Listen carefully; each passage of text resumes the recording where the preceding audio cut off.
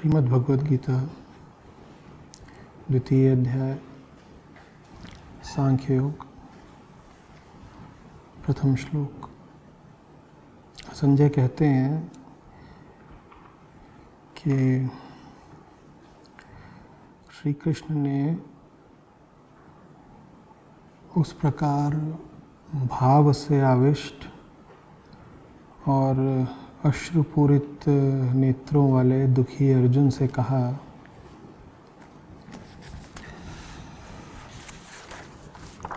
हे अर्जुन, अनार्यों के योग्य स्वर्ग प्राप्ति का विरोधी निंदाजनक यह मोह तुम्हें कहाँ से प्राप्त हुआ है। चित्त के ज्ञाता, मन के विशेषज्ञ की ये निशानी होती है।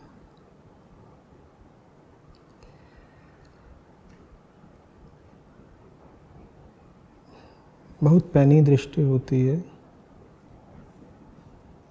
और बहुत द्रुत गति से वो सामने जो भी बैठा है, शिष्य,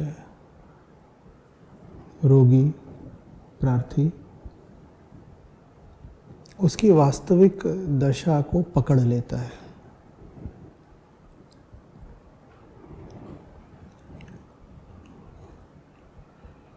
शिष्य अपनी लंबी चौड़ी व्यथा कथा सुनाता है,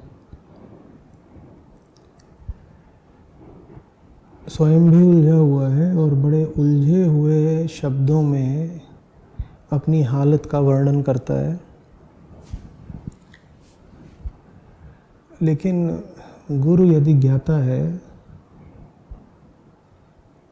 तो वो बिल्कुल सार संक्षेप में चिन्हित कर लेता है कि वास्तविक बात क्या है।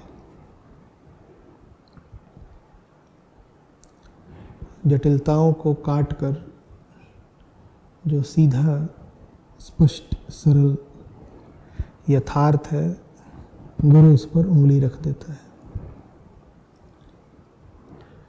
पूरे प्रथम अध्याय में अर्जुन ने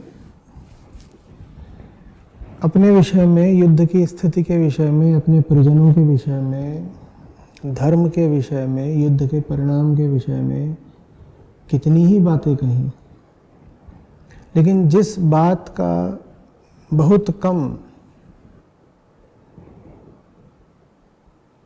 या एकदम नहीं उल्लेख किया वो थी मोह। मोह शब्द अर्जुन से उच्चारित ही नहीं हुआ पूरे अध्याय में।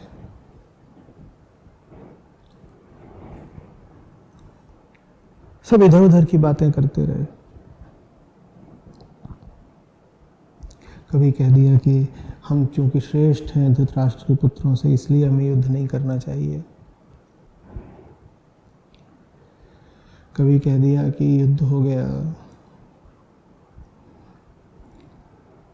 तो स्त्रियां भ्रष्ट हो जाएंगी, वर्ण संकर पैदा हो जाएंगे, फिर पितरों का क्या होगा।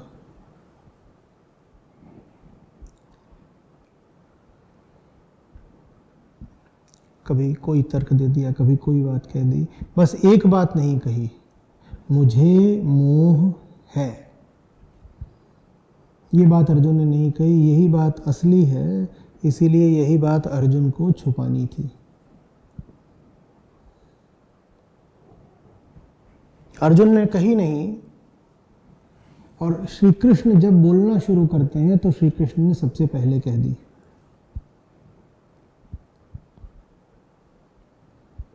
अर्जुन जो भी तर्क दे रहे थे, आप पाएंगे कि कृष्ण उनका खंडन करते ही नहीं है। कृष्ण सीधे पते की बात करते हैं। वृत्ति से ग्रस्त व्यक्ति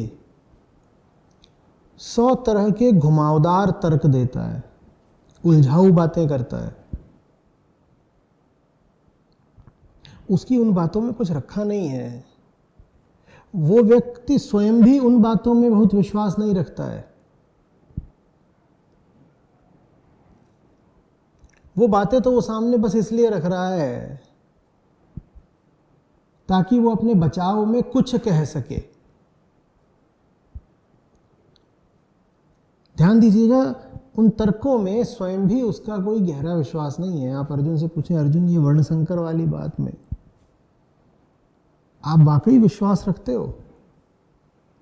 अर्जुन बगली झांकने लगेंगे।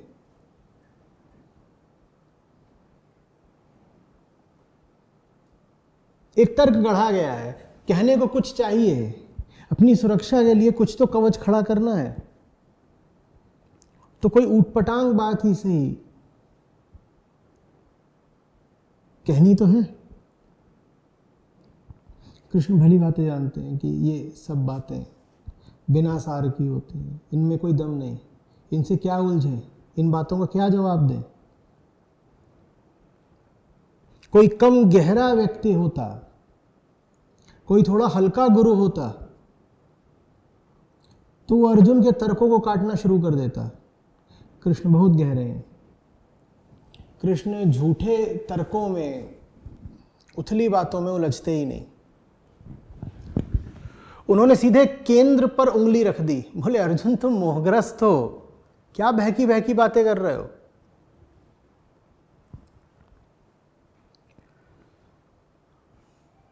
युद्ध चल रहा है ये। कृष्ण बिना केंद्र के होते हैं, इसीलिए परम सत्ता को सर्वव्यापक कहा जाता है। वो किसी एक जगह नहीं होती, उसका कोई केंद्र नहीं होता, वो सर्वत्र होती है। तो इसीलिए जब कृष्ण को परास्त करना चाहते हैं अर्जुन, तो उन्हें हर दिशा में अपने छितराए हुए बाण मारने पड़ते हैं। कभी कुछ कहना पड़ता है, कभी कुछ कहना पड़ता है, कभी कुछ कहना पड़ता है, क्योंकि कृष्ण किसी एक जगह नहीं है ना। एक जगह होते तो उसी दिशा में बाण मार दिया होता और अपनी बात सध जाती, अपना प्रयोजन सिद्ध हो जाता।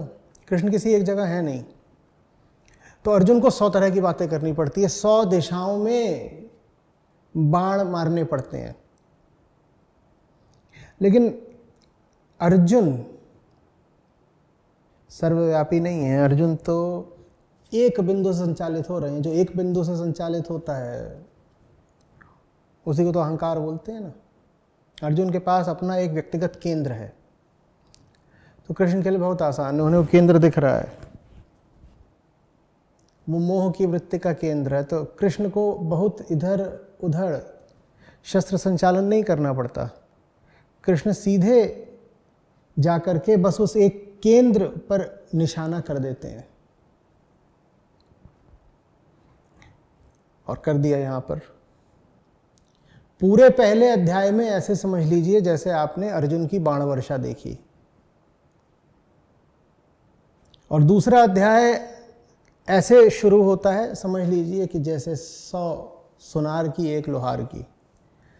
100 बातें कह ली अर्जुन ने पहले अध्याय में, ये है वो है, न जाने क्या क्या। और दूसरा अध्याय आरंभ होता है और कृष्ण का एक तीर, बात खत्म हो गई। अर्जुन तुम मोहग्रस्त हो, अर्जुन तुम मोहग्रस्त हो। वास्तव में सरल व्यक्ति के लिए जटिलता कहीं होती ही नहीं। जटिलता सिर्फ जटिल मना के लिए होती है। जितना जटिल है उसकी दुनिया उसके लिए उतनी ही जटिल रहेगी। आप आ करके अपनी बड़ी लंबी चौड़ी उपन्यास सरीखी कहानी सुना देते हैं, पर सुनने वाले के पास यदि साफ कान है तो वो जान जाता है कि इस पूरी कहानी का सार क्या है, लब्बो लुबाब क्या है। और जो सार होता है उसमें कोई विशेषता नहीं होती। किसी को काम ने पकड़ रखा है, किसी को क्रोध ने, किसी को मोह ने, किसी को मद ने, किसी को भय ने, बस यही। क्योंकि इसके अलावा और कुछ होता ही नहीं है किसी भी व्यक्ति के जीवन में। हाँ, ऊपर ऊपर से देखो तो कहानियां सबकी बड़ी अलग अलग दिखाई देती हैं। और आप किसी से भी कहिए कि अपनी कहानी सुनाओ जरा, वो कम से कम 2 घंटा सुनाएगा।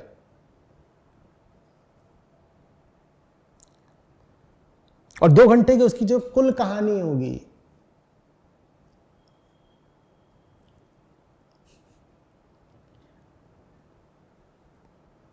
वो एक शब्द में समेटी जा सकती है। वो एक शब्द कुछ भी हो सकता है। भय, अज्ञान, मोह,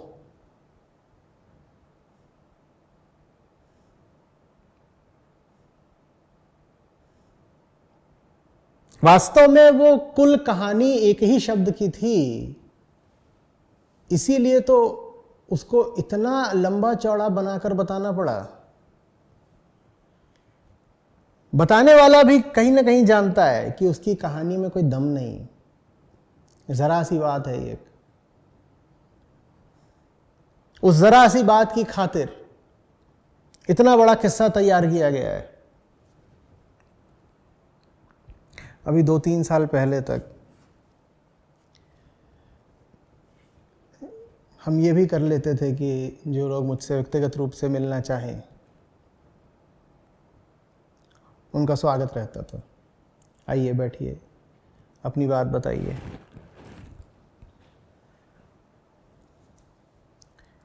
फिर वो चीज़ रोकनी पड़ी। अब रोके हुए लगभग 3 वर्ष हो गए हैं। उसकी वजह थी, पहली बात तो बहुत ज़्यादा लोग थे जो आतुर थे मिलने के लिए। दूसरी बात, उसका समय निर्धारित किया गया था 1 घंटे का। याद है कि आप आए और कुल 1 घंटे की वार्ता होगी, उसमें आपको जो बात करनी। जो भी सज्जन या देवियां मिलने के लिए आए, 1 घंटे में बात निपटाना तो दूर कि कुल बातचीत ही निपट गई 1 घंटे में, 2 घंटे तक तो वो पूरा विस्तार से अपनी ही ओर से विवरण देते रहते थे और बड़ी गंभीरता से।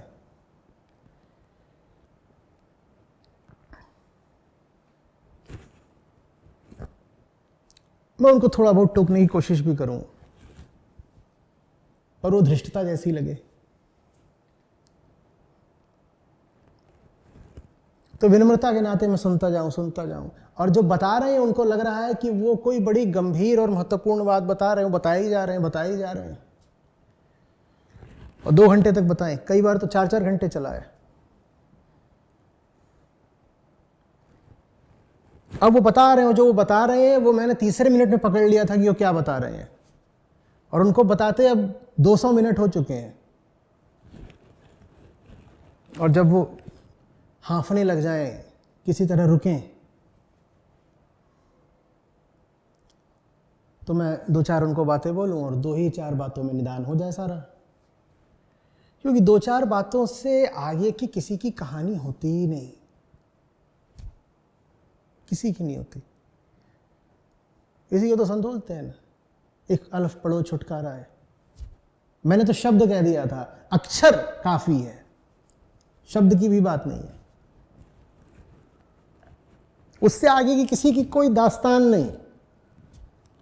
लेकिन लोगों को बुरा लग जाए, वो बोले ये देखो हमने 2.5 घंटे तक अपना रोना रोया और इन्होंने उसके बाद 2 मिनट में बात निपटा दी।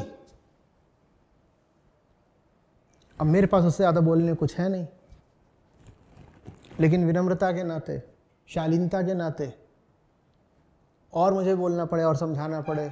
अब ये भी दिख रहा है कि मुझे जो बोलना था वो तो मैंने पहले ही वाक्य में बोल दिया, लेकिन सुनने वाला जब समझने को राजी नहीं है तो फिर उसको और विस्तार से बताओ, समझाओ, चीज़ें खोलो, उसके कुतर्कों को निपटाओ।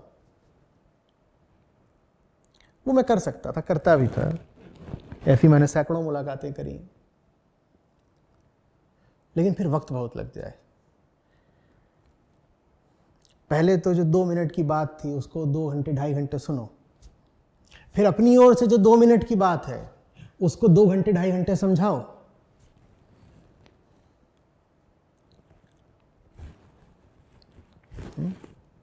तो हमने कहा अब ये कार्यक्रम ही बंद किया जाए। कोई इसमें जादू नहीं होता, कुछ ऐसा नहीं है कि अरे आपने कैसे पकड़ लिया, ये बात तो बड़ी छुपी हुई थी, आप कैसे खोज लाए, कहां से खोद लाए। कोई जादू नहीं है। ये 2 ही 4 तो रोग हैं कुल मिलाकर के सारी दुनिया के। आपका रोग कुछ अलग थोड़े ही हो जाएगा। हर व्यक्ति को यही लगता है कि वो अनूठा है, अनूठा होता कोई नहीं। सबको यही लगता है कि उसका ही किस्सा कुछ अलग है, विचित्र है, विशेष है। कुछ नहीं होता किसी का अलग, विचित्र, विशेष। ठीक वैसे जैसे एक मिट्टी से सब उठे हैं, उसी तरीके से एक जैसे ही सबके किस्से हैं।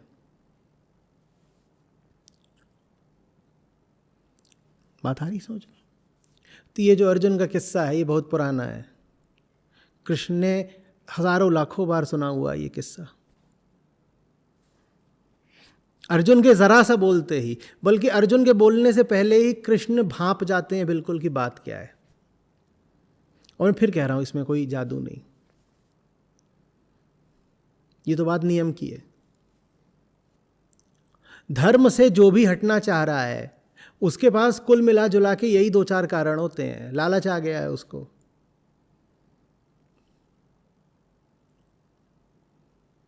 भ्रम छा गया है उसको, डर ने पकड़ लिया है, आसक्ति आ गई है। यही 2-4 बातें होती हैं। अब अर्जुन यहाँ पे धर्म से विलग हो रहे हैं तो यही 2-4 कुछ कारण होंगे। कृष्ण को क्षण भर लगा बात को पकड़ लेने में।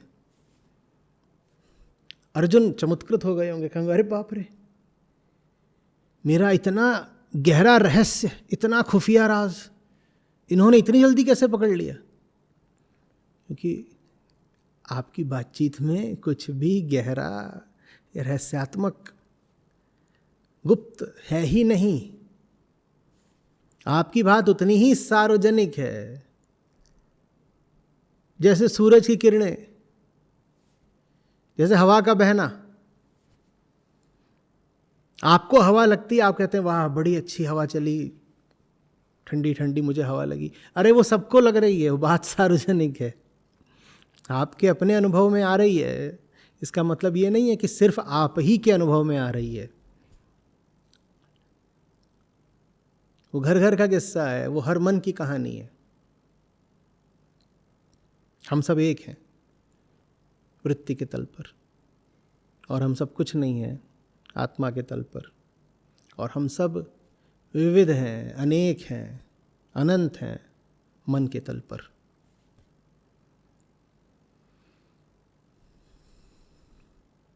बता रही समझ में?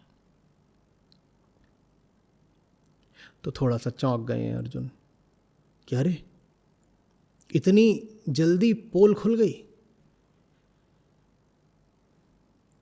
कृष्ण ने तो पहले ही बात में पकड़ लिया। लेकिन अर्जुन के लिए सबसे अच्छी बात यह हुई है कि कृष्ण ने सीधे ही पकड़ लिया है। जब कृष्ण ने सीधे ही पकड़ लिया है तो अर्जुन ने भी अपने सारे कुतर्क त्याग दिए और अब अर्जुन भी सीधे मुद्दे की बात पर आ गए। देखिए अब क्या कहते हैं अर्जुन।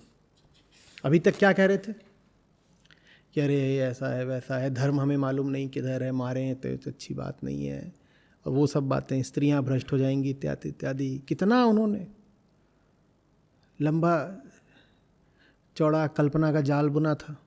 लेकिन जैसे ही कृष्ण ने कहा कि अर्जुन मोह है, सिर्फ मोह, तो अर्जुन उत्तर आगे क्या देते हैं। कृष्ण कहते हैं, हे अर्जुन, अनार्यों के योग्य, स्वर्ग प्राप्ति का विरोधी, निंदाजनक यह मोह तुम्हें कहाँ से प्राप्त हुआ है। ये भी नहीं कह रहे हैं कि अर्जुन कहीं यह मोह तो नहीं।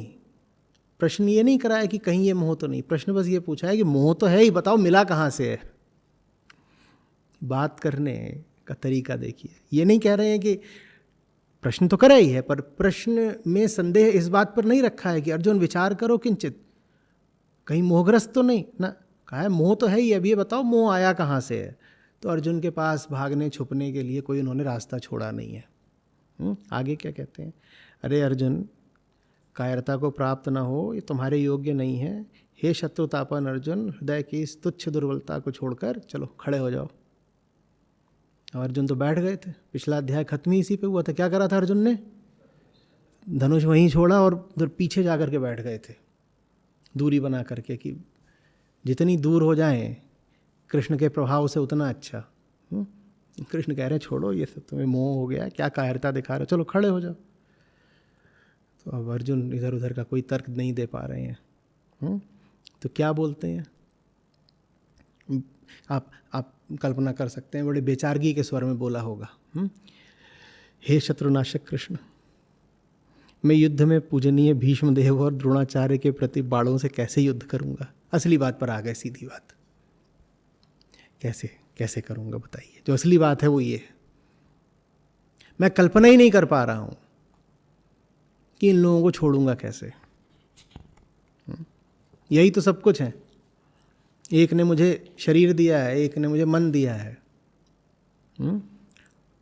एक पिता है, एक गुरु है, इनको मार कैसे दूंगा। देखिए अर्जुन की जो स्थिति है वो हर जीव की स्थिति है। प्रकृति आपको शरीर देकर भेजती है,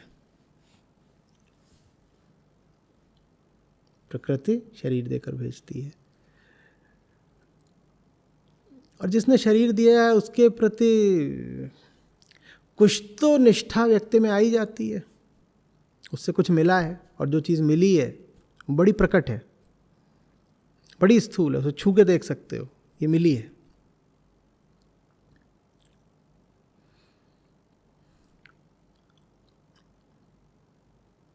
और दूसरी ओर उसी शरीर से उत्पन्न चेतना है, जो उठी तो शरीर से है पर जाना कहीं और चाहती है।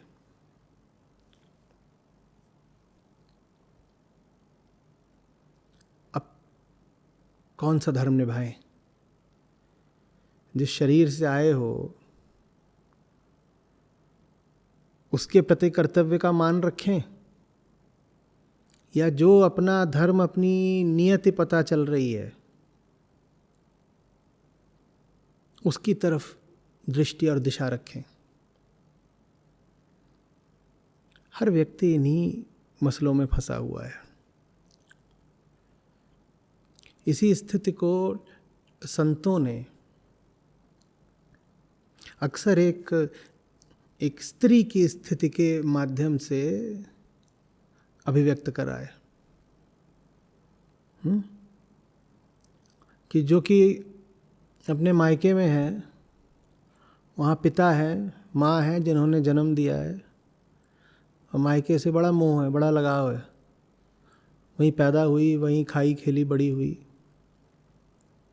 लेकिन अब जी लग गया है किसी और से। वो जो पुरुष है, पुरुष किसका वाचक है, जो ऊंचाई है जहाँ सबको पहुँचना है,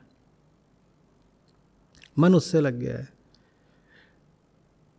अब एक और प्रेम है, एक और मोह है। प्रेम है पुरुष से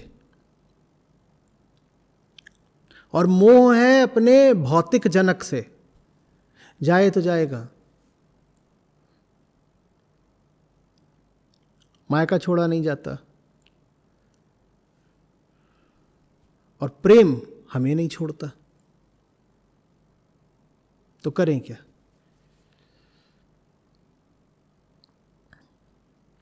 तो हम सब जो हैं उसी स्त्री की भांति हैं, अर्जुन भी उसी स्त्री की भांति हैं। यहाँ पर मायके के प्रतिनिधि कौन है, भीष्म, द्रोण, सारे जो कौरव बंधु हैं, ये सब मायके की ओर के हैं, क्योंकि इनके साथ अर्जुन का कौन सा नाता है, रक्त का नाता है। और दूसरी ओर धर्म की पुकार है, दूसरी ओर कृष्ण है। कृष्ण पुरुष के प्रतीक हैं, अब अर्जुन फंस रहे हैं, जैसे हम में से हर कोई फंसा हुआ है। अपनी पार्थिवता को महत्व दें या अपनी दैवीयता को? और नाम है उनका पार्थ।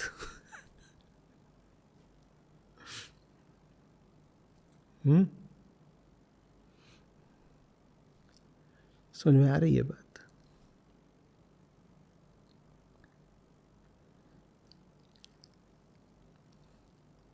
सारा जीवन इन्हीं दो ताकतों के आपसी संघर्ष की कहानी होता है।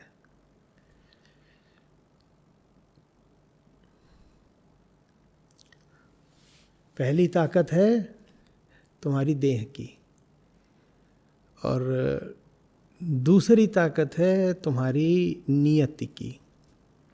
तुम्हारी जो चेतना है वो इन दोनों ताकतों के बीच में फंसी रहती है। चेतना के एक छोर पर शरीर है, दूसरे छोर पर आत्मा है।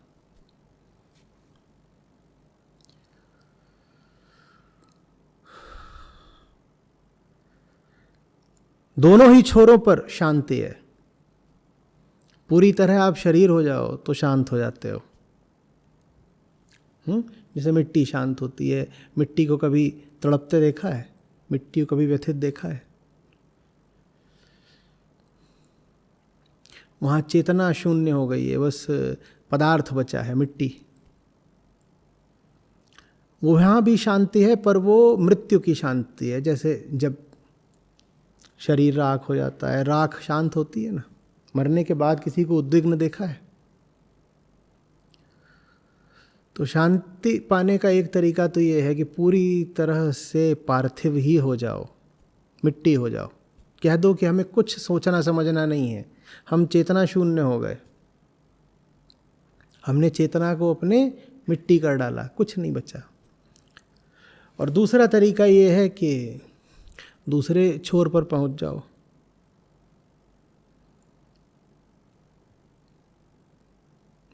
अहम शून्य हो जाओ, कृष्ण में विलीन हो जाओ। इन दोनों ही छोरों पर शांति है। जो मिट्टी हो जाने वाला छोर है वो हमें आकर्षक तो लगता है, पर हमें उपलब्ध नहीं है। मिट्टी वाला छोर आकर्षक भी है, आसान भी, पर मिलेगा नहीं। क्योंकि ये आपकी व्यवस्था है कि आप कितना भी चाहें, आप चेतना शून्य हो नहीं सकते। प्रयास करके देख लीजिएगा।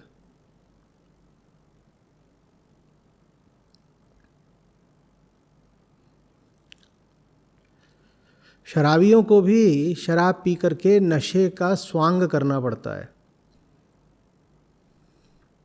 क्योंकि जिस आशा के साथ उन्होंने शराब पी थी वो कभी पूरी होती नहीं है। नशा व्यक्त करता है होश भुला देने को, लेकिन होश ऐसी ढीठ चीज है कि पीछा नहीं छोड़ता। तुम कितना भी नशा कर लो, होश तब भी बचा रह जाता है। और उसके बाद शराबी लोग नाटक करते हैं कि हमारा तो होश बिल्कुल गुम गया, हम एकदम नशे में हैं। तुम एकदम नशे में होते तो तुम्हें पता कैसे चलता कि तुम नशे में हो? तुम्हारा होश ही तो है जो जान रहा है कि तुम नशे में हो। पूरे बेहोश हो गए होते तो जानने के लिए कौन बचता? बेहोशी में तो कुछ जाना नहीं जाता।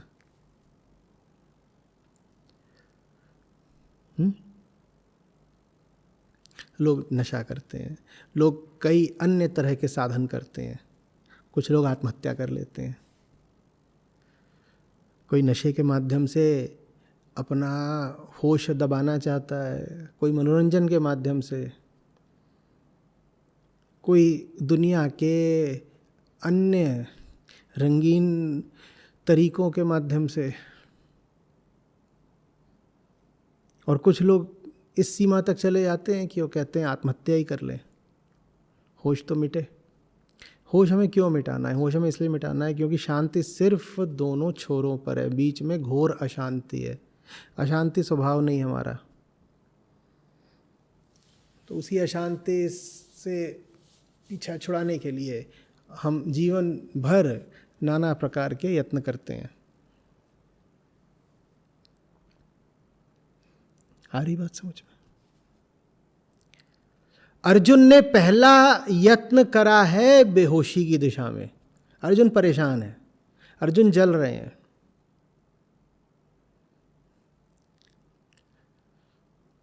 अर्जुन ने अपनी दशा का जो विवरण दिया है, देखा है ना कैसा है, दया सी आ जाए। इतना बलिष्ठ योद्धा, और क्या कह रहा है? पूरा शरीर कांप रहा है, रोए खड़े हो रहे हैं, इंद्रियां दुर्बल हो रही हैं, कुछ दिखाई सुनाई नहीं दे रहा ठीक से, कुछ समझ में नहीं आ रहा, धनुष हाथ से छूट रहा है, शंख नहीं फूंका जा रहा।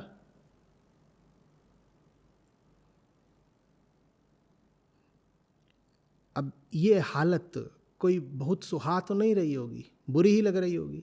तो इस हालत से बचने के लिए, ये हालत हम सब की है, सब ऐसी हालत में रहते हैं ना। अर्जुन की हालत अभी पूरे तरीके से नाटकीय रूप से अभिव्यक्त है। हमारी हालत और हमारी अभिव्यक्ति में इतनी नाटकीयता नहीं रहती, लेकिन हालत हमारी भी लगभग रहती ऐसी है। तो अपनी इस गति से, इस दशा से निपटने के लिए अर्जुन जो पहला यत्न करते हैं वो वैसा ही होता है जैसा हम सबका होता है। चलो बेहोश हो जाओ, चलो बेहोश हो जाओ।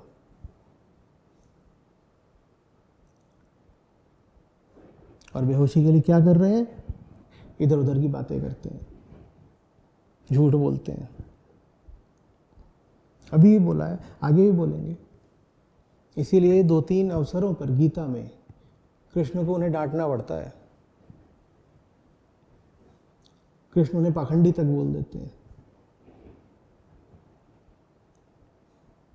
क्योंकि अर्जुन वही कर रहे हैं जो हम सबकी प्रकृति है। फंस गए हो तो बाहर निकलने का जो सबसे सस्ता और आसान तरीका दिख रहा है वो पकड़ लो। सबसे आसान तरीका क्या है? पलायन। पलायन माने क्या होता है? पलायन माने यही होता है, चेतना को मिट्टी कर दो, अपना सोचना समझना सब व्यर्थ कर दो, धर्म से जितनी दूर जा सकते हो भाग जाओ। ये हर व्यक्ति को पहला विकल्प दिखाई देता है किसी भी किंग कर्तव्य मूढ़ता की दशा में। आप जब भी अपने आप को कहीं फंसा पाएंगे, कोई धर्म संकट होगा, देखिएगा कि जो पहली चीज आपको आकर्षित करेगी वो यही है, पलायन। और पलायन हमेशा धर्म विरुद्ध होता है। धर्म के विरुद्ध ही पलायन किया जाता है। पलायन का अर्थ ही यही है। पलायन माने भागना। किस दिशा में भागना? धर्म के विरुद्ध भागना, उसी को पलायन कहते हैं।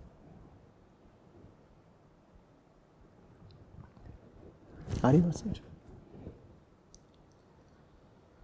और अधिकांश लोग सफल भी हो जाते हैं पलायन में, क्योंकि सामने कोई होता नहीं कृष्ण जैसे। उन्हें भागना था, वो भाग गए, कोई मिला ही नहीं रोकने वाला। और प्रकृति ने तो प्रबंध पूरा कर ही रखा है कि तुम्हारा भागना सुभीते से हो जाए, कोई नहीं रोकेगा।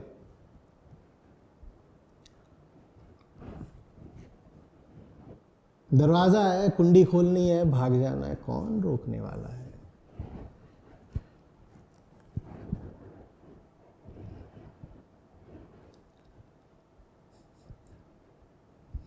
मनुष्य को जो सबसे घातक शक्ति मिली हुई है वो है स्वेच्छा। स्वेच्छा। कौन आपकी स्वेच्छा बाधित करने वाला?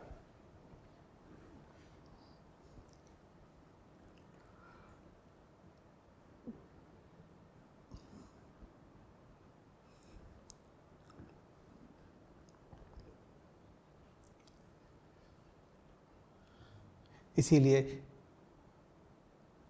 अनुग्रह, अनुकंपा, कृपा का दूसरा नाम जानते हैं क्या है? थोड़ा खतरनाक, आपकी स्वेच्छा का बाधित होना।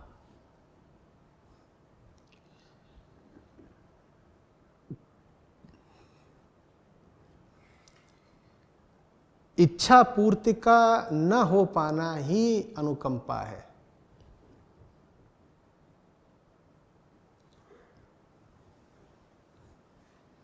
क्योंकि इच्छा तो सबकी वैसी ही होती है जैसे अर्जुन की है। कुछ इधर उधर की दो चार गोलमोल बातें करो और भाग निकलो। अनुग्रह का मतलब यह है कि कोई मिल जाएगा जो कान पकड़ लेगा और कहेगा किसको धता बताते हो। ये कुतर्क अपने जैसों के लिए रखना, हमारे सामने नहीं चलेंगे।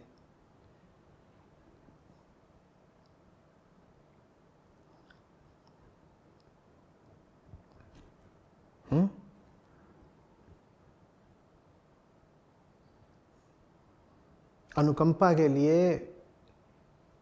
आप शब्द कह सकते हैं अनिच्छा। वो आपकी इच्छा विरुद्ध होती है।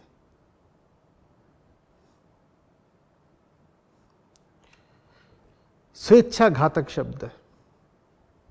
स्वेच्छा सिर्फ उन्हीं के लिए शुभ शब्द है जो कृष्णमय हो गए हों, अन्यथा स्वेच्छा अति घातक है। अब आप समझिएगा कि आज का युग इतनी विभीषिका का क्यों है। अब आप समझिएगा कि आज पृथ्वी जितनी बुरी हालत में है, इतने अपने इतिहास में कभी क्यों नहीं हुई। क्योंकि दो घटनाएं आज साथ साथ घट रही हैं। पहला, कृष्ण को बिल्कुल कोने पर, हाशिए पर ढकेल दिया गया है आदमी के विचार द्वारा। और दूसरी बात, स्वेच्छा को बहुत महत्व दे दिया गया है। और दोनों बातें ऐसी हैं।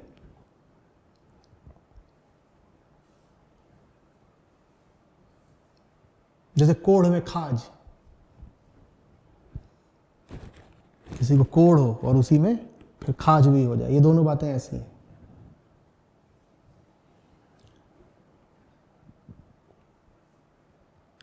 आ रही बात समझ में?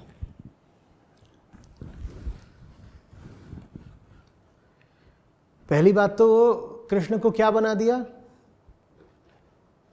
कोई ऐतिहासिक चरित्र, और ऐतिहासिक चरित्र बना करके 100 तरीके के चरित्र दोष भी निकाल दिए।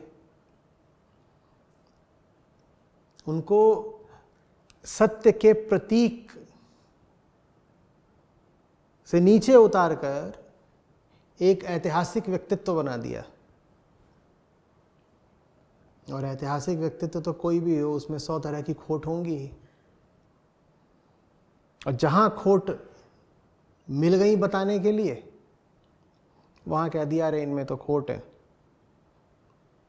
इनकी क्यों सुने, इनकी गीता का क्या अनुगमन करना। तो किसका अनुगमन करना? स्वेच्छा का। ये दोनों चीजें साथ साथ हुई। स्वेच्छा तो पहले से ही तैयार बैठी थी कृष्ण विरुद्ध जाने को। अब उसके लिए सब कुछ बहुत आसान कर दिया गया है।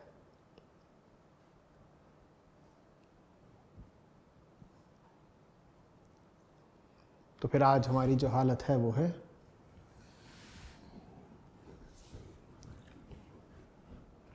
अप्रैल का महीना चल रहा है, ऐसे ही थोड़ा तापमान, इतनी ऊंचाइयां पकड़े हुए,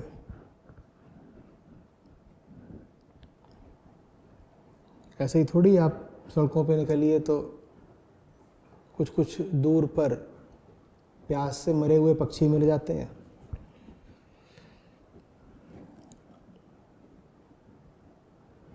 तापमान इतना ज़्यादा है, पीने को पानी नहीं, ऊपर से पेड़ सारे काट दिए, ऊपर से कंक्रीट के जंगल खड़े कर दिए, जिनसे तापमान और ज़्यादा बढ़ जाता है। मैं वीडियो देख रहा था, दिखा रहे हैं कि हर 500-700 मीटर पर एक मरा हुआ पक्षी मिल रहा है।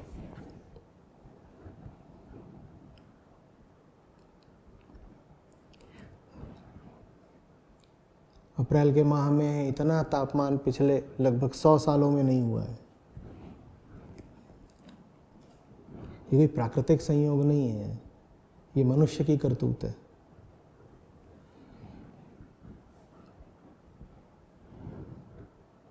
स्वेच्छा जितनी बढ़ेगी पेड़ उतने घटेंगे। स्वेच्छा जितनी बढ़ेगी पशुओं की पक्षियों की प्रजातियां उतनी घटेंगी। स्वेच्छा जितनी बढ़ेगी मांसाहार उतना ज़्यादा बढ़ेगा।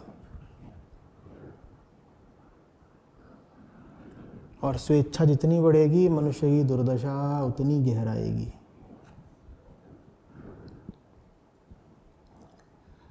और हर मनुष्य सबसे पहले तो स्वेच्छा का ही अनुगमन करना चाहता है। कोई कृष्ण चाहिए जो उसकी स्वेच्छा की राह में बाधा बने।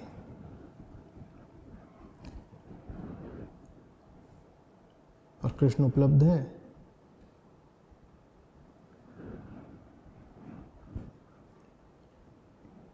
कृष्ण को पाना होता है, कृष्ण के निकट बैठना होता है, कृष्ण को सारथी बनाना होता है।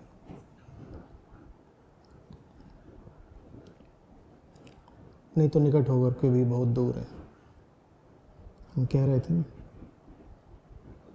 कि हाँ इतनी लंबी चौड़ी बात चलेगी घंटों तक, और थोड़ी ही दूरी पर सब खड़े हुए हैं। कौरवों के सैकड़ों योद्धा, एक की भी रुचि नहीं हुई कि कृष्ण क्या कह रहे हैं थोड़ा सुने क्या, एक की भी नहीं हुई। हम आज सैकड़ों वर्षों बाद भी श्रीमद् भगवद गीता का पाठ करते हैं। सोचिए वो कैसे अभागे रहे होंगे और वो कैसे जादुई पाश में रहे होंगे कि जिनके ठीक सामने गीता बरस रही होगी और वो अभागे दूर खड़े रहे। हमें तो बस पुस्तक रूप में उपलब्ध है, हम तब भी उस पुस्तक को लेकर के सर पे रखते हैं। और ठीक जिनके सामने गीता पहली बार आविर्भूत हो रही थी, वो दूर अपनी गदाएं और धनुष लिए खड़े हुए हैं। उनका दुर्भाग्य सोचिए।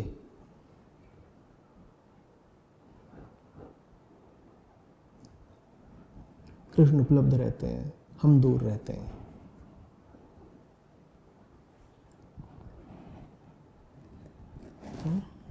हमारी स्वेच्छा हमें दूर रखती है। स्वेच्छा को कृष्ण नहीं चाहिए, स्वेच्छा को पाशविक सुख चाहिए। कैसे पाशविक सुख? अभी गर्मियां चल रही हैं तो देखते हो सड़क पर कुत्ते क्या कर रहे होते हैं, गड्ढा खोदते हैं, उसमें सो जाते हैं। दो चीजें उन्हें मिलती हैं उसमें, पहला शीतलता, थोड़ी ठंडक है, और दूसरा नींद। स्वेच्छा यही मांगती है, जरा ठंडा ठंडा कमरा हो और सो जाए। कृष्ण के पास जाने का तो अर्थ होता है ताप से गुजरना।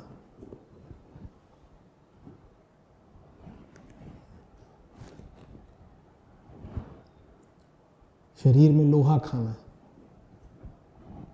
स्वेच्छा ही क्यों चाहेगी? हमारी वृत्ति क्या हमसे करवाना चाहती है ये समझना हो तो पशुओं को देख लिया करिए, क्योंकि हम में और पशुओं में वही चीज साझी है, जीव वृत्ति। हमारी वृत्ति हमसे ठीक वही करवाना चाहती है जैसा जीवन पशु जीते हैं, उसी की तरफ धकेलती रहती है वृत्ति हमें। हाँ, सभ्यता और संस्कृति का आवरण पहनाए हुए, तो काम हम सारे वही करते हैं जो पशु करते हैं। पर प्रदर्शित यूं करते हैं कि जैसे कोई बहुत सभ्य काम कर रहे हो,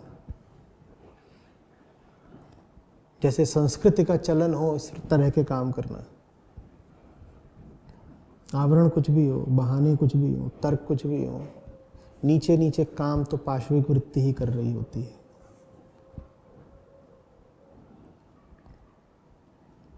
सारी बात समझ में।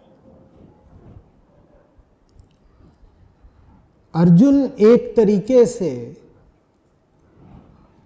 कौरवों और पांडवों की सेना के मध्य नहीं खड़े हैं।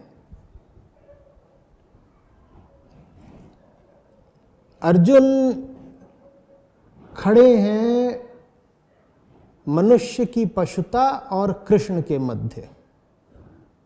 बीचों बीच तो निसंदेह खड़े हैं अर्जुन,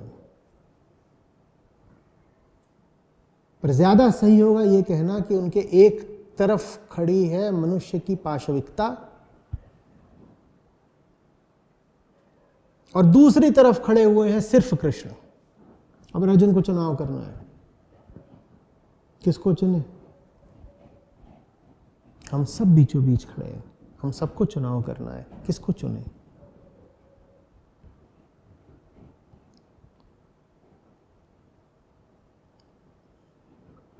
बात आ रही है समझ में?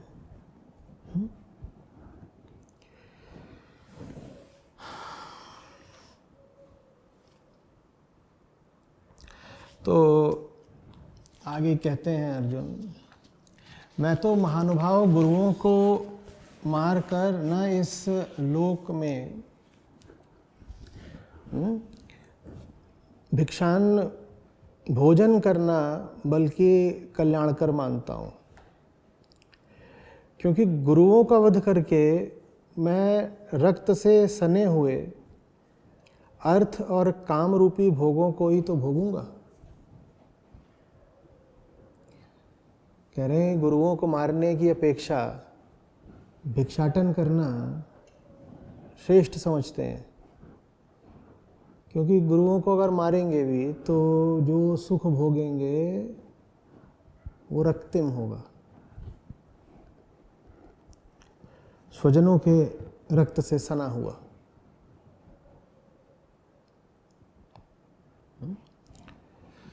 फिर आगे कहा, तर्क पर विचार करिएगा। फिर हम ये भी तो नहीं जानते हैं कि हम लोगों के लिए श्रेयस्कर क्या है। हम माने न मैं जानता हूं ना आप जानते। फिर हम ये भी तो नहीं जानते हैं कि हम लोगों के लिए श्रेयस्कर क्या है। हम उन्हें जीत लें या वो हमें जीत लें। अभी तो ये भी पता नहीं कि ज़्यादा उचित बात क्या होगी, धर्म किस तरफ है, अभी कुछ तय नहीं। ये भी हो सकता है कि वही लोग धर्म की तरफ हों और हम अधर्म की तरफ हों। तो हो सकता है कि उचित भी यही हो कि विजय दुर्योधन की हो। जिन लोगों को मारकर हम जीना नहीं चाहते वे ही धृतराष्ट्र के पुत्र सामने खड़े हैं। देखिए ऐसे खेल चलता है, गौर करिएगा पूरी प्रक्रिया पर। लंबा चौड़ा वक्तव्य दिया अर्जुन ने पहले अध्याय में। पोल खोल दी कृष्ण ने एक ही वाक्य में, अर्जुन तुम मोहग्रस्त हो। और जैसे ही पोल खुली अर्जुन अनायास ही स्वीकार भी कर बैठे कि हाँ ये बात तो सही है, मैं कैसे मार दूं अपने गुरुओं पितामह को। लेकिन फिर जैसे एकाएक याद आया कि अरे अरे अरे इतनी जल्दी समर्पण थोड़े ही कर देना है, ये तो धोबी पाठ हो गया, ये तो नॉकआउट हो गया, ये नहीं होने देना है। तो कुतर्क का दौर अब फिर से जारी है।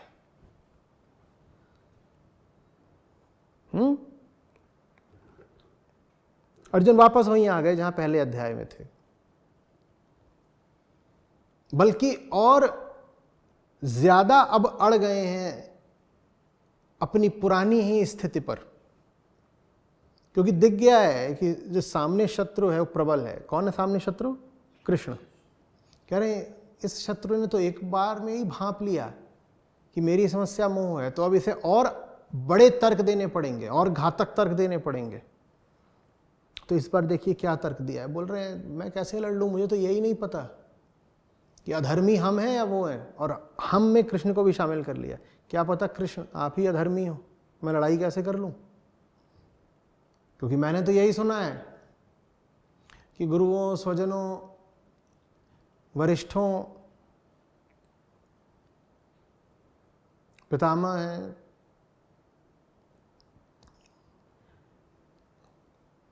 इनसे युद्ध आदि करना कोई धर्म की बात नहीं होती। मुझे कैसे पता कि आप ही धर्म की तरफ हैं? आप तो उल्टा धर्म बता रहे हैं। हमारी संस्कृति तो यह सिखाती है कि जो भी हो जाए अपनों पर शस्त्र न चलाओ, अपने तो अपने हैं, और आप कह रहे हैं शस्त्र चला दो। तो मुझे तो लग रहा है कृष्ण कि अधर्म कहीं आप ही तो नहीं कर रहे। ये भारी बाण चलाना पड़ गया है अर्जुन को, क्योंकि दिख गया है कि दुश्मन में बड़ा दम है, शत्रु प्रबल है। तो इस पर तदनुसार किसी भारी अस्त्र का उपयोग करना पड़ेगा। तो सीधे सीधे यही कह दिया कि क्या पता धर्म किधर है। मैं आपको ये कहने की भी सहूलियत नहीं दूंगा कि अर्जुन धर्म और अधर्म की लड़ाई में देखो तुम अधर्म की ओर जा रहे हो, क्योंकि आप अगर ये कह लेते हैं तो आपका पलड़ा भारी हो जाता है। मैं क्यों आपको ये सुविधा दूं? तो मैं कह ही देता हूं, मुझे क्या पता धर्म किधर है। मैं आपसे दूर जा रहा हूं, मैं धर्म से दूर थोड़ी जा रहा हूं। मैं आपकी बात काट रहा हूं, मैं धर्म को थोड़ी काट रहा हूं। क्या पता धर्म दुर्योधन की तरफ हो तो? अरे ये इतने जो सामने महानुभाव खड़े हुए हैं, ये सब विधर्मी हैं क्या? पूरी दुनिया विधर्मी है, बस एक कृष्ण आप ही धर्म जानते हैं। ये सब सुने सुनाए तर्क लग रहे हैं कि नहीं लग रहे हैं? पैंतरा समझिए। क्यों मैं कृष्ण को अनुमति दे दूं मुझ पर आरोप लगाने की कि धर्म और अधर्म के संघर्ष में देखो अर्जुन तुम अधर्म की ओर जा रहे हो? इससे पहले कि कृष्ण कुछ ऐसा कहें, मैं घोषित किए देता हूं कि मैं जानता ही नहीं कि धर्म किधर है, अधर्म किधर है। मैं क्यों कृष्ण को धर्म पर स्वामित्व घोषित करने दूं? मैं क्यों स्वीकार कर लूं कि धर्म पर कृष्ण का एकाधिकार है? तो मैं उस बात को जरा संदेह के घेरे में ले आ देता हूं कि क्या पता धर्म किधर है। हो सकता है धर्म उधर हो, कौरव की तरफ। अब अगर कृष्ण बोलेंगे भी कि अर्जुन तुम गलत कर रहे हो, अर्जुन तुम बात नहीं मान रहे, तो मैं क्या कह पाऊंगा? मैं कहूंगा मैं आपकी बात नहीं मान रहा, लेकिन इसका मतलब ये नहीं है कि मैं धर्म की बात नहीं मान रहा। धर्म किधर है ना आपको पता है ना मुझे पता है। और देखिए कोई व्यक्ति तो पूजनीय होता नहीं, पूजनीय तो धर्म होता है। मैं आपकी बात काट रहा हूं, मैं धर्म को थोड़ी ही काट रहा हूं। व्यक्तियों में क्या है?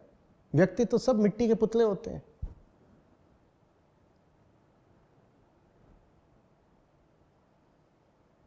अर्जुन ने बड़ी बढ़िया बाजी चली है। हम सब चलते हैं। अर्जुन की बातों को समझिए ताकि आप समझ पाएं कि हम सब किस तरीके से कृष्ण विरुद्ध जाने के लिए अपने ही खिलाफ षड्यंत्र दर षड्यंत्र रचते रहते हैं।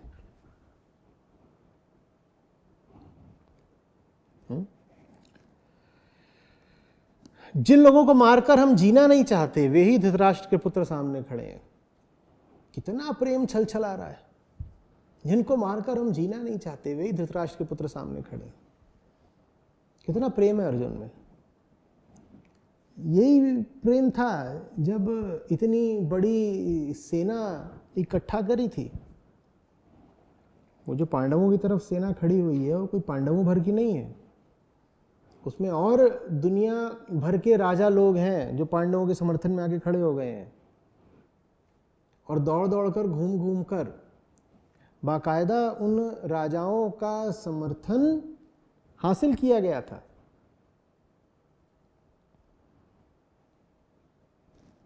वो एक गठबंधन है, एक कोलिशन है,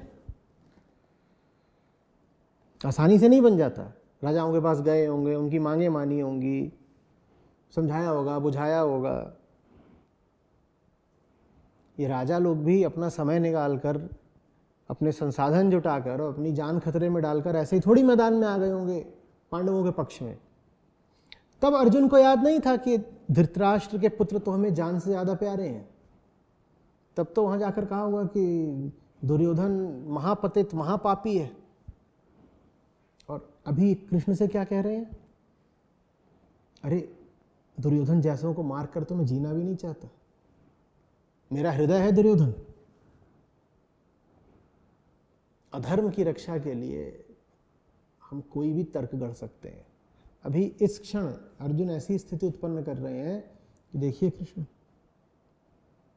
दुर्योधन इत्यादि तो मेरे जिगर के टुकड़े हैं, आप जरा दूर के हैं, आप मुझे क्यों भड़का रहे हैं, क्यों गृह युद्ध करवा रहे हैं?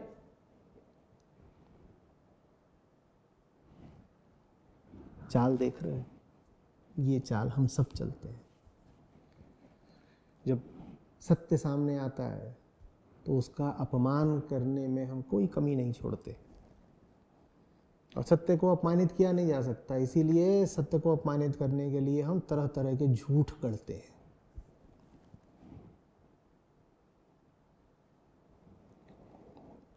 कितना हास्यास्पद है और कितना त्रासद। जिन कौरवों को मारकर हम जीना नहीं चाहते, वो धृतराष्ट्र पुत्र हमारे सामने खड़े हुए हैं।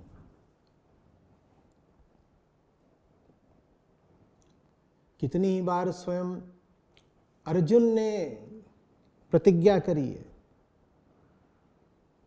भीम ने शपथ उठाई है कि कौरवों को मारे बिना जिएंगे नहीं, शांति नहीं पाएंगे। और अभी देखिए क्या कह रहे हैं कि अगर कौरव नहीं रहे तो हम भी जीना नहीं चाहेंगे।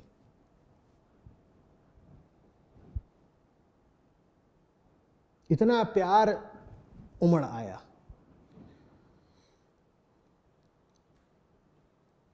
सच इतना खतरनाक होता है कि उससे बचने के लिए हम किसी भी तरीके की गंदगी से प्यार कर सकते हैं। सच से बचने के लिए हम गंदी से गंदी चीज के प्रति प्रेम घोषित कर सकते हैं।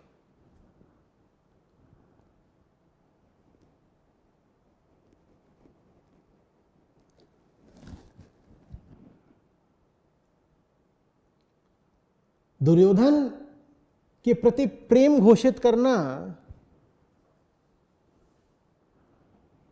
बुरा है, लेकिन कृष्ण के प्रति समर्पण घोषित करना और ज्यादा अस्वीकार्य। तो कृष्ण को समर्पित होने से बेहतर यह लग रहा है कि यही घोषित कर दो कि दुर्योधन तो मुझे प्राणों से प्यारा है।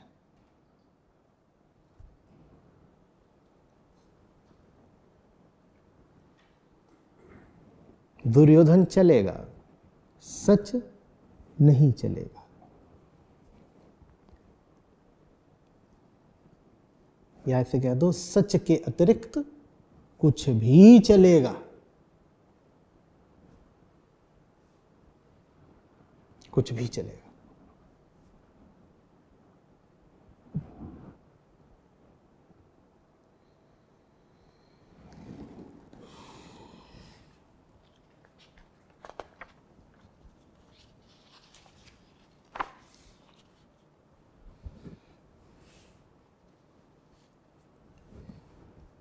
अब अर्जुन ने बात कुछ ऐसी कह दी कि कृष्ण की ओर से कड़ी प्रतिक्रिया आनी आवश्यक है, और वो कड़ी प्रतिक्रिया तत्काल आई है, वो कृष्ण की भावभंगिमा से आई है। अब अर्जुन ने कोई ऐसी बात कह दी है जिससे अर्जुन और कृष्ण का संबंध ही खतरे में पड़ गया है। अर्जुन ने कृष्ण पर लगभग ये आरोप लगा दिया है कि आप मुझे अधर्म की ओर ले जा रहे हैं। अर्जुन ने कृष्ण के समक्ष लगभग ये घोषित कर दिया है कि आपकी अपेक्षा मुझे दुर्योधन कहीं ज्यादा प्यारा है।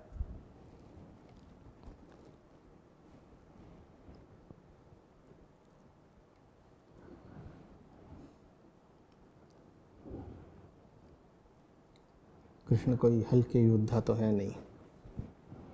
इस तरह का प्रहार उन पर होगा तो तत्काल प्रतिकार भी होगा, और प्रतिकार हुआ है। शाब्दिक रूप से नहीं, मौन रूप से।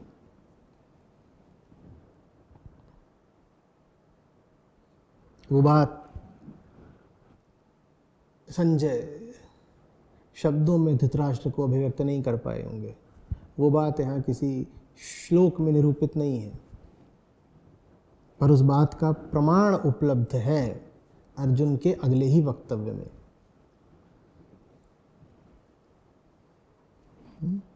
ये जो कुछ कह गए अर्जुन, उस पर कृष्ण का जो प्रतिसाद है वो अब अर्जुन की वाणी में इस प्रकार देखने को मिलता है। अज्ञान जनित कायरता के दोष से मेरा स्वभाव ढक गया है। एकदम पलट गए। धर्म के विषय में मेरा चित्त मोहित हो गया है। माफ कर दीजिए, आपका ये रुष्ट चेहरा मैं झेल नहीं पाऊंगा।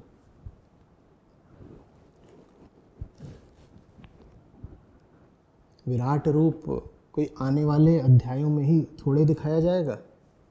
उसका आरंभ यहीं से हो जाता है। झूठ के, कुतर्क के बहुत प्राण थोड़े ही होते हैं। सच क्रुद्ध हो जाए और अपनी लाल लाल आंखें दिखाए, झूठ के पांव उखड़ जाते हैं तत्काल। और ये देखिए उखड़ रहे हैं। तो कहां तो अभी अभी कह रहे थे कि दुर्योधन मुझे जान से प्यारा है, और धर्म किधर अधर्म किधर, अभी तो ये निश्चित ही नहीं हुआ है, और तत्काल पलटना पड़ा। देखिए, क्षमा करिए, अज्ञान जनित कायरता के दोष से मेरा स्वभाव ढक गया है। मैं अज्ञानी हूं, मैं कायर हूं, मैं मान रहा हूं कृष्ण, क्षमा। धर्म के विषय में मेरा चित्त मोहित हो गया है। अरे मुझे कहाँ पता क्या धर्म क्या अधर्म, मुझे पता ही होता तो मैं थोड़ी बोल देता कि क्या पता धर्म कौरवों की तरफ हो। मैं तुमसे पूछता हूं, अब पूछने पर आ गए, अभी तक बता रहे थे। मैं तुमसे पूछता हूं, जो मेरे लिए कल्याणकर हो वह मुझे बताओ कृष्ण। मैं तुम्हारा शिष्य हूं, मैं बच्चा हूं, मुझे शरण में ले लो। मैं तुम्हारा शिष्य हूं, अपनी शरण में आए हुए मुझे उपदेश दो, मुझे बताओ।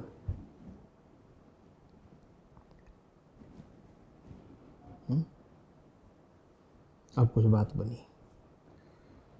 जब झूठ चरम पर पहुंच जाता है, वहीं अक्सर उसे टूटना पड़ता है।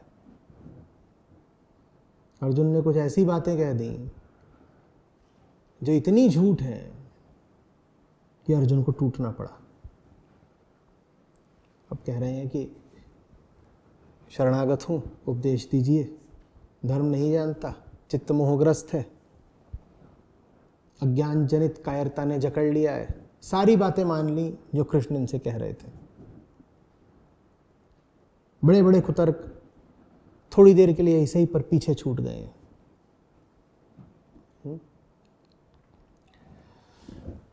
और फिर कह रहे हैं कि बहुत दुख में हूं,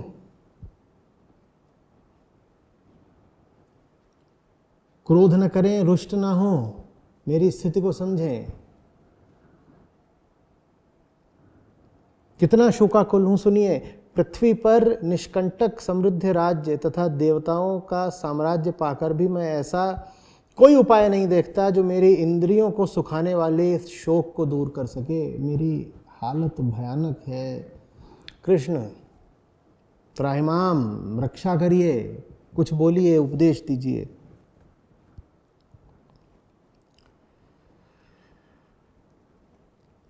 और ये कहने के बाद संजय कह रहे हैं कि वो अर्जुन जो शत्रु को तापित कर पाते थे, गोविंद से ऐसा कहकर एकदम मौन हो गए, बोले युद्ध नहीं करूंगा, स्थिति नहीं युद्ध करने की, दुखी बहुत हूं, अपने ही हठ के कारण दुखी हूं, और चूंकि दुखी हूं इसीलिए हठ और पकड़ कर रखूंगा। ये हर शोकाकुल व्यक्ति की कहानी होती है। दुखी बहुत हूं, ठीक है, बिल्कुल सही बात है, दुख है, और अपने हठ के कारण ही दुखी हूं, और चूंकि बहुत दुखी हूं इसीलिए हठ को और पकड़ कर रखूंगा। हम जितने दुखी होते जाते हैं उतना ज्यादा हम उसी कारण को पकड़ते जाते हैं जिसने हमें दुखी किया। यही वजह है कि आनंद इतना विरल है, इतना अप्राप्य है, और दुख इतना सार्वजनिक। आनंद स्वभाव है, फिर भी इतना विरल क्यों, इतना अप्राप्य क्यों? और दुख तो झूठ है, फिर भी इतना व्यापक क्यों? क्योंकि दुख में यही विशेषता है। आप जितने दुखी होगे, आप दुख के कारण की ओर उतना ज़्यादा बढ़ोगे। हम सोचते हैं कि जब हम दुखी होते हैं तो फिर हम प्रतिक्रिया में सुख की ओर बढ़ते हैं। नहीं, ऐसा नहीं है। आप दुखी होते हो किसी कारण से, और जब आप दुखी हो तब वो कारण बना हुआ है। आप दुखी हुए हो क्योंकि आप दुख के कारण की ओर बढ़े। दुख के कारण की ओर क्यों बढ़े? दुख पाने के लिए नहीं, सुख पाने के लिए। आप थोड़े से दुखी थे, आप थोड़े से दुखी थे, और आपको कोई बिंदु दिख रहा था जहां आपको लग रहा था कि सुख मिलेगा, तो आप उसकी ओर बढ़े। जो बात आपको लग रही थी वो बिल्कुल उल्टी थी, आप उसकी ओर बढ़े तो आपको और क्या मिल गया?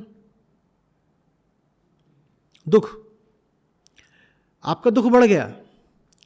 जब आप कम दुखी थे तो आप थोड़ी गति से उस कारण की ओर बढ़े थे, वो कारण जो वादा कर रहा था कि सुख देगा। जब उस कारण की ओर बढ़ के आप और दुखी हो गए तो आप कितनी गति से अब उस कारण की ओर बढ़ोगे? आप और ज्यादा गति से बढ़ोगे। और अब आप और दुखी हो जाओगे तो आप दुख देने वाले कारण की ओर और त्वरा से बढ़ोगे। दुखी व्यक्ति दुख का इलाज ठीक वहीं ढूंढता है जहां से दुख आया है। इसीलिए दुख लगभग अमर है।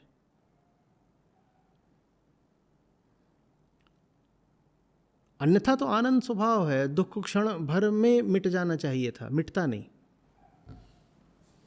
आप दुखी आदमी से उसका दुख छुड़वा कर दिखा दीजिए, वो नहीं छोड़ेगा।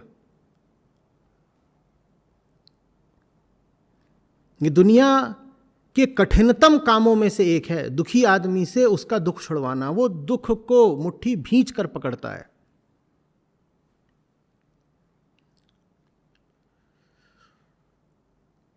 वो अपने दुख का इलाज स्वयं करना चाहता है। जैसे कोई अंधा अपनी आंखों की सर्जरी स्वयं करना चाहे।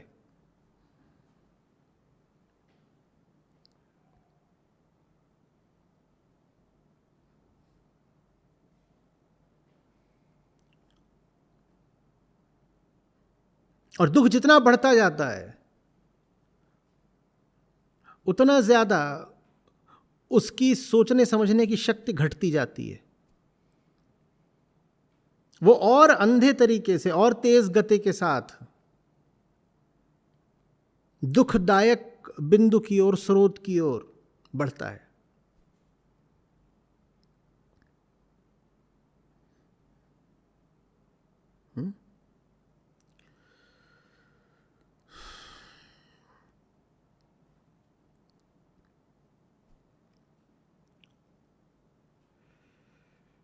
अर्जुन शोक में।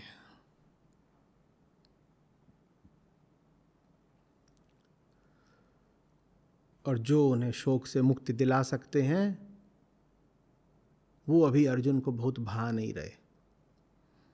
उनकी बातों का अनुकरण करने को अर्जुन का मन सहज ही प्रस्तुत नहीं हो रहा।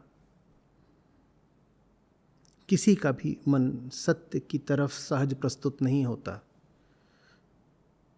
तब चाहिए होता है अनुशासन। अनुशासन के अलावा अध्यात्म में कहा जा सकता है किसी भी बात का कोई महत्व है ही नहीं। मन का काम है सदैव गलत दिशा भागना, सत्य के विपरीत भागना। और अनुशासन का अर्थ है मन को बांध कर रखना, सही दिशा में उसे खींच खींच कर लाना। इसके अलावा अध्यात्म माने क्या? कुछ नहीं।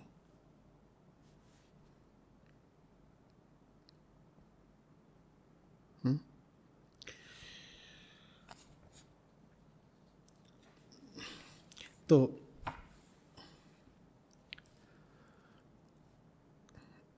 अर्जुन शोकाकुल होकर मौन हो गए हैं, बैठ गए हैं। मैं तो नहीं लड़ूंगा। थोड़ी देर पहले हमने कृष्ण की भावभंगिमा की बात करी थी और कहा था कि संजय उस विषय में कुछ कह नहीं रहे, पर एकदम स्पष्ट है कि कृष्ण अभी किस भाव से देख रहे हैं अर्जुन को।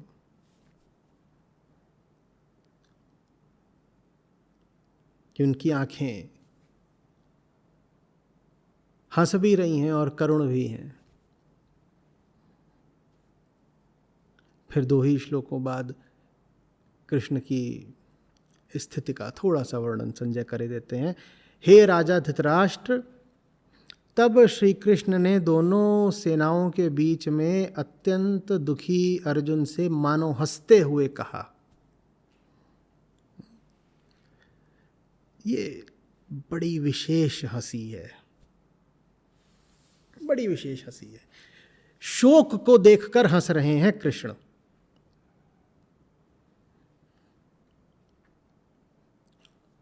और शोक का निदान भी करेंगे, उपचार भी करेंगे। दया और करुणा में यही अंतर होता है।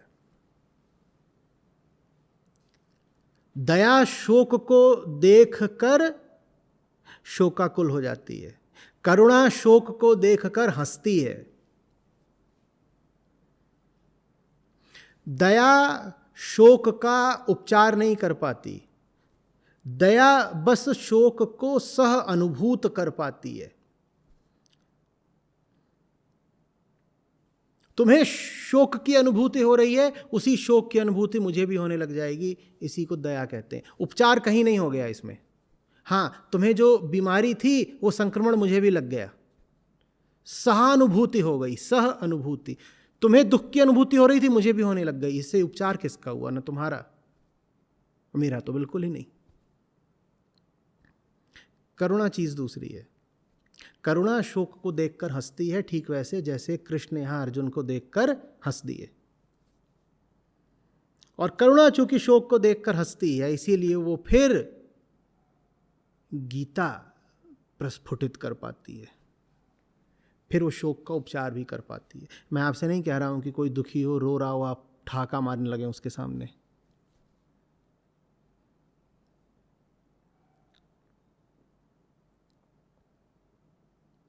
यहां पर हंसने का मतलब है दुख को गंभीरता से ना लेना, मनुष्य की वृत्ति को, मन की माया को बहुत गंभीरता, बहुत महत्व न देना। हाँ, तुम शोकाकुल हो, मुझे पता है, पर तुम्हारे शोक के पीछे अज्ञान मात्र है। मैं उसे गंभीरता से कैसे ले सकता हूं? तुम्हारा शोक वैसा ही है जैसे कोई छोटा बच्चा खंबे को देख करके डर जाए और रोने लगे कि राक्षस खड़ा है। क्या मैं अभी उस छोटे बच्चे के साथ रोना शुरू कर दूं? मैं कैसे रो सकता हूं? मैं तो जानता हूं ना कहीं कोई राक्षस नहीं है। तुम व्यर्थ ही शोकग्रस्त हो। तो कृष्ण हंस देते हैं। कृष्ण इस शोक का यथार्थ जानते हैं।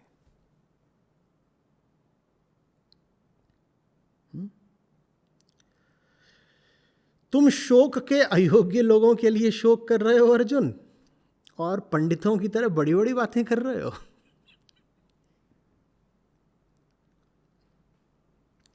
तुम शोक के अयोग्य लोगों के लिए शोक कर रहे हो अर्जुन, और पंडितों जैसी बातें बता रहे हो। अरे अगर तुम ज्ञानी होते तो तुम जानते कि मृत और जीवित लोगों में से किसी के लिए भी शोक नहीं किया जाता।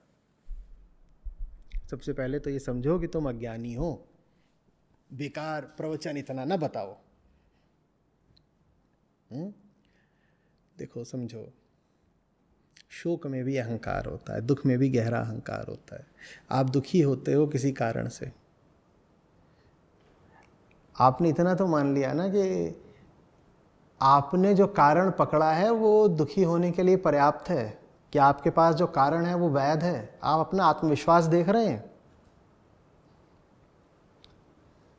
जो जिज्ञासु होगा, जिसमें शिष्यत्व होगा, जो साधक होगा, वो दुखी हो ही नहीं पाएगा, क्योंकि दुखी होने के लिए बड़ा आत्मविश्वास चाहिए। उदाहरण के लिए, ये कोई चीज़ है, ये खो गई और मैं बहुत दुखी हो जाऊं, तो मेरे इस दुख में एक मान्यता बैठी हुई है। पहले क्या है मान्यता? कि इस चीज का इतना महत्व था कि इसके न रहने पर मैं दुखी हो जाऊं। तो दुखी होना भी बड़े अहंकार की बात है। दुख में पंडिताई छुपी हुई है। बड़े ज्ञानी हो, तुम्हें तो पता है कि फलानी घटना दुख की है। बड़े ज्ञानी हो, तुम्हें तो पता है फलानी घटना सुख की है। तुम्हें कैसे पता फलानी घटना सुख की है ही? तुम कैसे जानते हो कि फलानी स्थिति में तुम्हारे साथ कुछ बुरा हो गया? तुम्हें अच्छे बुरे का क्या ज्ञान है बताओ? तुम्हें ज्ञान कुछ नहीं, पर तुम मानते हो तुम्हें ज्ञान बहुत है। वही ज्ञान तुम्हें सुख दुख का झूला झुला रहा है। तो इसीलिए कृष्ण व्यंग करते हैं, कहते हैं क्या पंडित बने बैठे हो अर्जुन, इतने ज्ञानी हो तुम? अपने शोक को देखो। शोक के लिए तो बड़ा आत्मविश्वास चाहिए। तुम्हें इतना निश्चय आ कहां से गया? क्योंकि इतना निश्चित तो सिर्फ सत्य होता है, जो अटल है, जो नित्य है, जो परिवर्तनीय है। उस पर ही पूर्ण विश्वास किया जा सकता है। क्या वाकई तुम सत्य के संपर्क में हो अर्जुन, कि तुम्हें इतना विश्वास है? तुम्हारा शोक जितना प्रबल है, उतनी प्रबल तो सिर्फ सत्य के प्रति निष्ठा ही हो सकती है। तुम्हारे शोक में इतनी प्रबलता कहां से गई अर्जुन? ये तुम झूठा विश्वास कैसे पाल कर बैठ गए?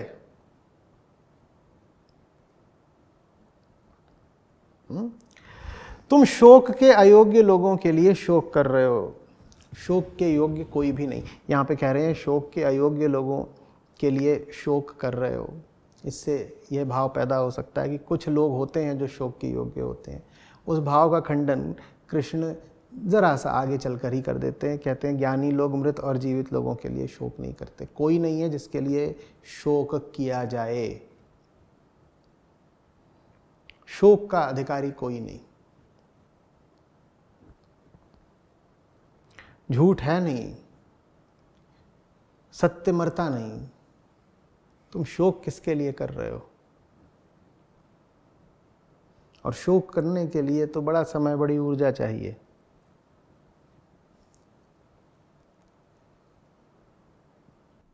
जो ऊर्जा सत्य के अनुगमन में लगानी चाहिए थी, वो तुमने शोक में लगा दी। तुम्हारे पास इस क्षण में कोई कर्तव्य नहीं, तुम्हारे पास करने के लिए कोई काम नहीं, लड़ने के लिए कोई युद्ध नहीं। तुमने इतनी फुर्सत, इतनी गुंजाइश निकाल कहां से ली? इतना अवकाश तुमने चुरा कहां से लिया कि तुम बैठ करके रथ में पीछे माथे पर हाथ रख के शोक कर रहे हो? जीवन तो कर्तव्य पूर्ति की एक सतत धारा है। उसमें हंसने रोने के लिए तुमको कहां से अंतराल मिल गया बताओ?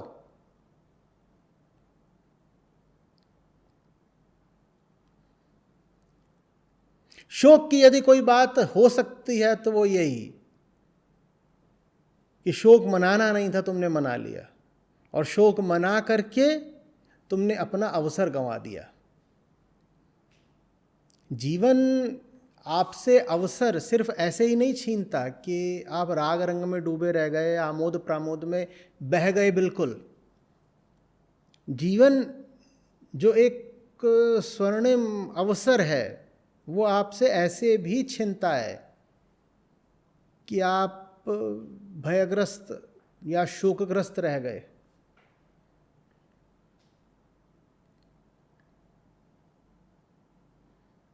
कोई बड़े राग रंग में डूबा हो और कोई बड़े दुख दर्द में डूबा हो, इन दोनों ही व्यक्तियों में एक बात साझी होगी, ये निष्ठापूर्वक अपनी कर्तव्य पूर्ति तो नहीं ही कर रहे होंगे। एक को मजे से फुर्सत नहीं और दूसरे को आंसुओं से फुर्सत नहीं। एक की हंसी नहीं रुक रही, एक के आंसू नहीं थम रहे।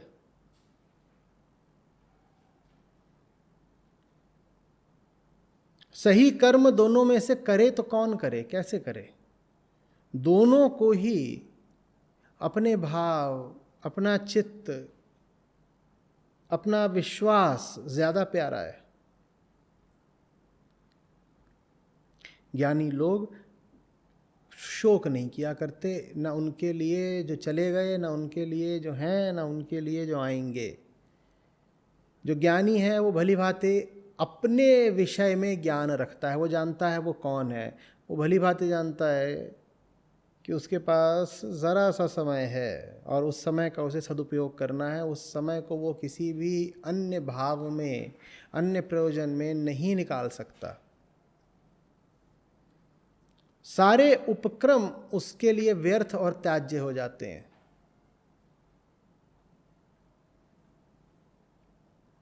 उसे बस एक काम करना है, उसे कृष्ण की ओर बढ़ना है, उसे कृष्ण के पीछे पीछे कृष्ण की ओर बढ़ना है।